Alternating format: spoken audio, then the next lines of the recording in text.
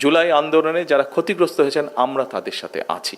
আসুন, আন্দোলন হয়েছে, সংগ্রাম হয়েছে, কথা হয়েছে, তর্ক বিতর্ক হয়েছে, এখন সময় হচ্ছে দেশ পুনর্গঠন করা, এখন সময় হচ্ছে দেশকে এগিয়ে নিয়ে যাওয়া, এখন সময় হচ্ছে ধৈর্য সহকারে ঠান্ডা মাথায় যারা ষড়যন্ত্র করতে চায় তাদের ষড়যন্ত্রের প্রতি সজাগ দৃষ্টি রাখা, জনগণকে সতর্ক করা এবং ঠিক একইভাবে আমরা যেই পরিকল্পনা জনগণের সামনে দিয়েছি, আমরা জনগণের জন্য যা করতে চাইছি, দেশকে পুনর্গঠনের জন্য আমরা যা করতে চাইছি, সেগুলো ধীরে ধীরে বাস্তবায়ন করা।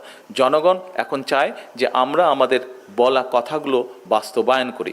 জনগণ চায় রাস্তায় শান্তি, জনগণ চায় তার সন্তানের শিক্ষার ব্যবস্থা, জনগণ চায় তার জন্য চিকিৎসার ব্যবস্থা, জনগণ চায় একটি নিরাপত্তা, জনগণ চায় যে তার কর্মসংস্থানের ব্যবস্থা অথবা যার যেটা যোগ্যতা সে অনুযায়ী ব্যবসা বাণিজ্য চাকরি বাকরি করবে। এটাই হচ্ছে জনগণের চাওয়া। এবং জনগণ একই সাথে চায় তার যে রাজনৈতিক অধিকার সেটি যাতে সে তার সময় মতন সেটি যাতে সে প্রয়োগ করতে পারে।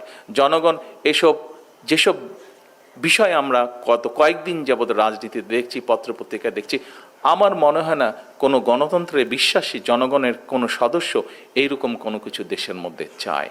আমার মনে হয় আপনারাও আমার সাথে কম বেশি একমতই হবেন। কাজে আসুন, জনগণ যেটি চায় আমরা সেই কাজে নিজেদেরকে নিয়োজিত করি।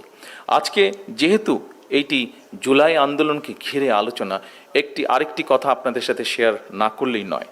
দেখুন, জুলাইতে আমার নিজের দল সহ অন্যান্য রাজনৈতিক দল যারা আমাদের সাথে রাজপথে ছিলেন তারা সহ নাম জানা না জানা অরাজনৈতিক বহু মানুষ জুলাই আন্দোলনে বিভিন্নভাবে ক্ষতিগ্রস্ত হয়েছেন।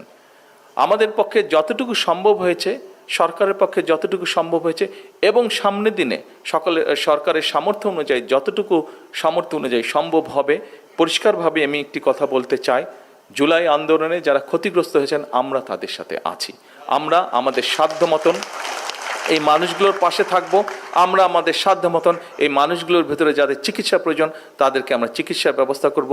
যাদের কর্মসংস্থানের প্রয়োজন ইনশাল্লাহ তাদের জন্য আমরা কর্মসংস্থানের ব্যবস্থা করব। পরিশেষে আর বক্তব্য লম্বা করব না। পরিশেষে আবারও স্বাধীনতা যুদ্ধে যারা শহীদ হয়েছেন, বিভিন্ন গণতান্ত্রিক আন্দোলনে যে সকল মানুষ শহীদ হয়েছেন, পরিশেষে জুলাই আন্দোলনে যে সকল মানুষ শহীদ হয়েছেন সকলের আত্মার মাগফিরাত কামনা করে এবং যে সকল মানুষ আহত হয়েছেন, যে সকল নাম জানা না জানা রাজনৈতিক কর্মী নেতা যারা আহত হয়েছেন, বিভিন্নভাবে ক্ষতিগ্রস্ত হয়েছেন, তাদের সকলের প্রতি কৃতজ্ঞতা এবং সমবেদনা জানিয়ে আমি আমার বক্তব্য শেষ করছি। আল্লাহ হাফেজ। বাংলাদেশ জিন্দাবাদ।